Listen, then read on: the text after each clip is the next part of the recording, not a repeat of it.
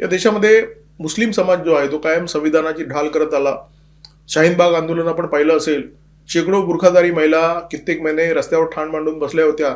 लोकांना प्रचंड मोठा त्रास झाला होता आणि हे जे आंदोलन झालं होतं शाहीन बाग आंदोलन, त्या आंदोलनाच्या दरम्यान त्या सगळ्या महिला हातामध्ये काही फलक घेऊन बसल्या होत्या.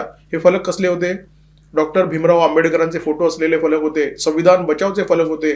जेव्हा संविधानाचं यांना संरक्षण असतं किंवा संविधान यांची री ओढत असतं तोपर्यंत ही मंडळी संविधान बचावची ओरड करत असतात. परंतु जेव्हा यांचे लाड पुरवणं बंद केलं जातं तेव्हा मात्र ही मंडळी सर्वोच्च न्यायालयावर सुद्धा टीका करायला मागे पुढे पाहत नाहीत. आणि मेहबूब मदनी यांनी नेमकं तेच केलेलं आहे.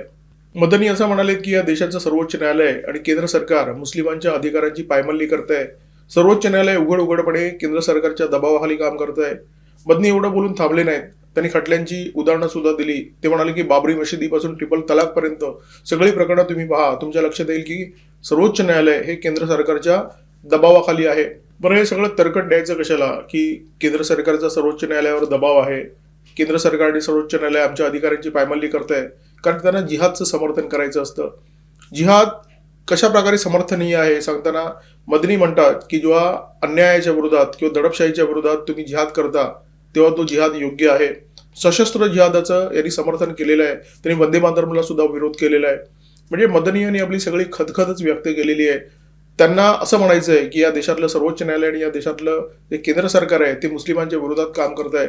या दोन्ही मदनींची वक्तव्य येईपर्यंत वक्फ बोर्डाच्या संदर्भात सर्वोच्च न्यायालयाचा जो निर्णय आहे तो आला नव्हता. नाहीतर यांचा जो विकार आहे त्याच्यामध्ये अधिकच विष मिसळलं गेलं असतं. हा विकार अधिकच विषारी झाला असता.